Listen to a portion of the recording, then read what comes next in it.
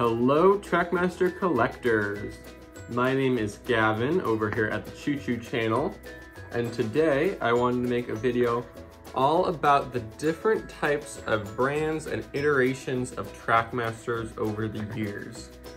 As you can see, we have quite drastic changes throughout the over 30 years that the Trackmaster portion of the Thomas toys have existed. So today I just wanted to go over that. And our story starts here over at Play-Rail, which was actually made by Tommy, a Japanese company, which started the motorized collection. These were called Play-Rail. They were on blue tracks, which unfortunately I don't have an example of. However, they do fit on these modern tracks as well. And they are really well built. They're sturdy. A lot of the antique and collectors items come from Tommy. And so I have here Chocolate Percy is a pretty popular one.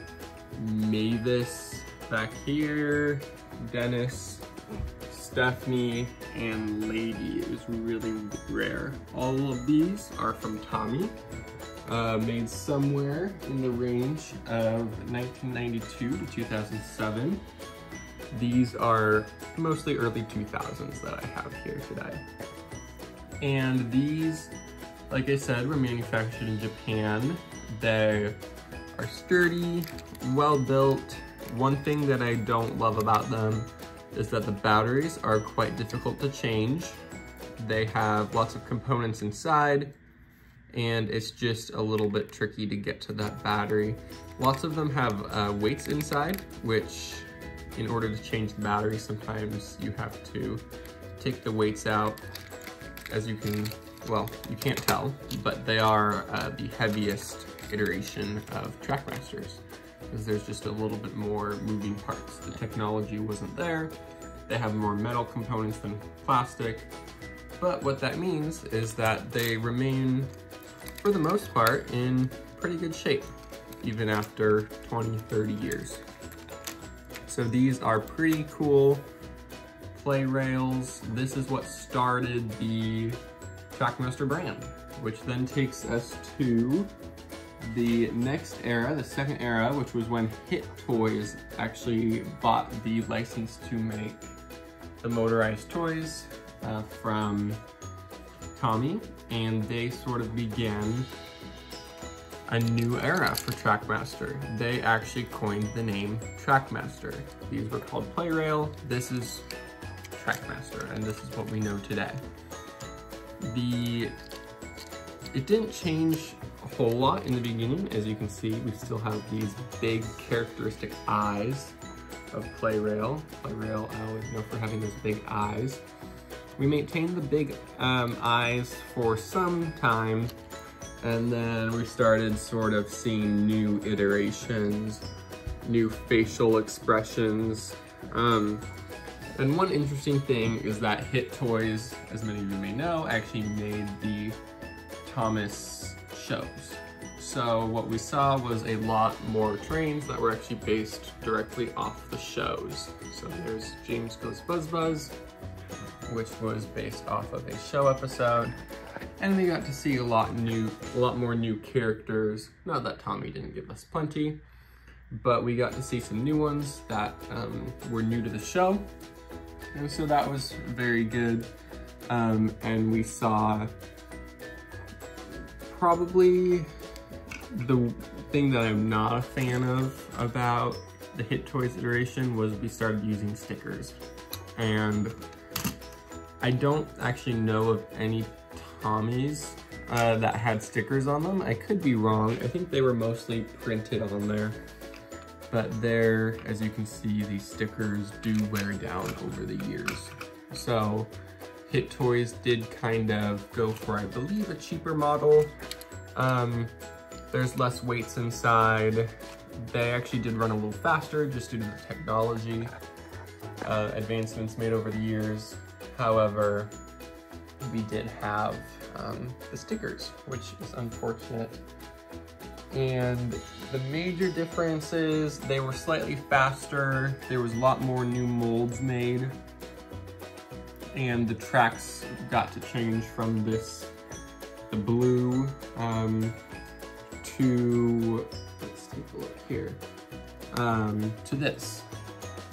These brown with like the rounded connectors. We had this nice new track, solid plastic, and that was a important change because the tracks have changed quite a few times over the years, and that's kind of one of the tracks that I have a lot of, and that's where this originates from. Which then takes us to the third Trackmaster era, which is actually when Fisher-Price purchased a license to manufacture Trackmaster. Fisher-Price, as many of you may know, is a subsidiary of Mattel, which is one of the largest toy manufacturers in the world. And this is sort of what started the whole second half of the Trackmaster history. A lot of changes were made eventually. However, one thing I will note is that it does appear that manufacturers initially remained the same. Here's Proteus and Sir Handel. And so this was sort of interesting. As I was making this video, I noticed that Sir Handel and Proteus are actually built out of the exact same mold. They are an identical shape in every way that I was able to look at. And so I found that interesting that they're actually made out of the same mold. The only thing that's different is the facial expressions, obviously, which makes sense. And then this little light here that Proteus has. Other than that, they are identical, other than paint. Both of them have stickers. However, if you look, Sir Handel here does say it was made by Mattel, whereas Proteus has the Hit Toys logo on it. So initially, I don't think that there was a very large difference between the two iterations. However, eventually we do see, for example, these Thomases here, a pretty drastic change. In this case, they moved away from the stickers. They didn't do that entirely, but for Thomas, they did. And the on-off switches changed slightly to have this sort of rounded, so you really can't feel them when you're moving over, whereas these ones obviously, you can. In my opinion, I actually don't like these on-off switches as much. They're just a little harder to get to. However, from a side profile, they don't show as much. So it just kind of depends on personal preference. Fisher-Price also started a new era of just really massive change in terms of characters. We got a lot more new characters. Here's Belle. She is very different. She's a little larger. She has these water cannons here, very detailed wheels, and sort of, in my opinion, a higher quality product. And so they also, once again, went a little faster, and they were really sort of the beginning of what I imagine when I think of Trackmaster. These are more of what I grew up with as a kid, and these were nice quality products, which then brings us on to the fourth Thomas era, which is called the Revolution era for Trackmaster. Lots of changes occurred, and we see a lot, once again, we see a new Thomas style, not massively different. One important thing is these grippier wheels that Thomas has compared to these other ones. It allowed these styles to do more than the old ones could. And one reason for that is because, once again, we saw the track change, which was important for making a lot of these larger sets that we got. The Railway Bridge Jump, a lot of the really kind of crazy sets that I played with as a kid. And we see so many new styles. We see Streamlined Gordon. There's a lot of series, decorated things, and here is like a steam Thomas. He actually, if you put water in there, he will make steam. They had holiday decorated ones and just many, many styles. I would say out of all the brands, this Revolution era has the most styles of toys. There was a variety of different toys, as well as I think I have like 40 different Thomases with various styles, prints. They have like Crash and Repair series, and so there's all kinds of different toys. This was, in my opinion, the heyday of the Thomas Trackmaster series, and so I really like these. They have moved away from the stickers. None of these ones here actually have stickers, and I don't think any in the rebrand have major stickering. As you can see, there still is a little sticker right there, but very minimal if they do have them. And these ones I really do enjoy because the batteries are much, much easier to change on these than any of the other series prior to them. So that was really good that they sort of addressed that issue. And the final series here is the Mattel Motorized Era. And so this actually started in 2021, so very recently. The Fisher-Price Revolution, by the way, was from 2014 to 2021. So it had not too long of a reign, but I really did enjoy them. And then the new thing here is this Motorized Era. And so these are obviously much more cartoony, a little bit more targeted for kids, obviously. They're larger, have more, I guess, expressed features. And they even changed the cargo pretty significantly. Let me get here an example. Much more cartoonish, lighter. It's entirely plastic with the exception of the screws. So cheaper to manufacture, also a cheaper retail price.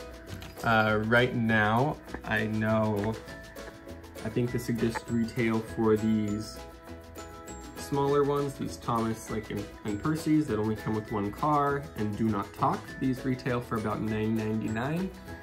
And then these talking ones retail for around $20 to $22 just because they are more advanced, as I'll show you here. These two, Diesel and Whiff, actually do talk. He will try to go here, but I'll show you if I press the button, he actually will talk to Whiff.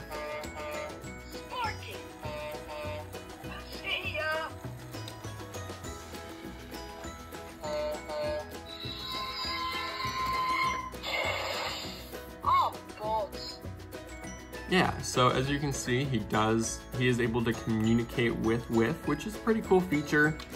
And I'm glad that they did that because it's something for kids that I think they really enjoy. One issue that I have with this series is that there is really just a lack of selection. I think there's only 10 or 12 models in existence. They just have basic Thomas, Percy, James, Diesel, Whiff, and then I believe there's like a Nia and a Shima.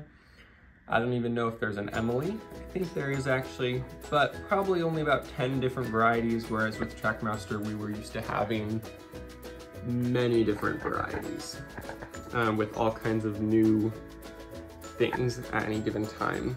And so I'm disappointed at the lack of variety. I also think that I do prefer the older style just because it's a little more geared towards collectors and kids alike, whereas this is very much a kids product. And so I'm not a huge fan of it. I do wish that they had some of these for collectors, and maybe they just had a series for like My First Thomas is what they used to do. However, they eliminated the former Trackmasters and switched to calling these motorized, and this is currently all we have. So hopefully in the future we do see a 6th iteration where maybe they bring back some of this older styling, go for more of a collector's or older children style. However, this is what we have, and there are some interesting things about them. Like I said, they're bigger, they have grippier wheels, and they're overall stronger. So these are still quality products and still interesting. These are actually the only 4 I have, so this is all my experience with these.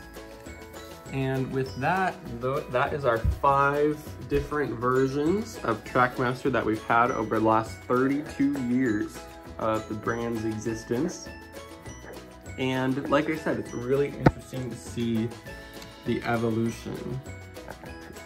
We have a very old Thomas, getting more modern, losing stickers, becoming even more modern, and then a very cartoonish, expressed look. So we've had massive change over the years, as well as a variety of different characters.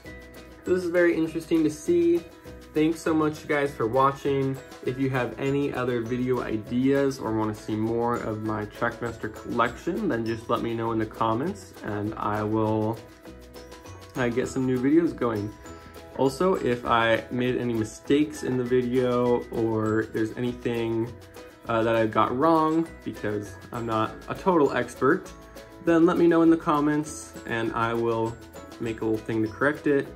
And thanks so much for watching. Click subscribe for more videos, and have a great rest of your day. Bye.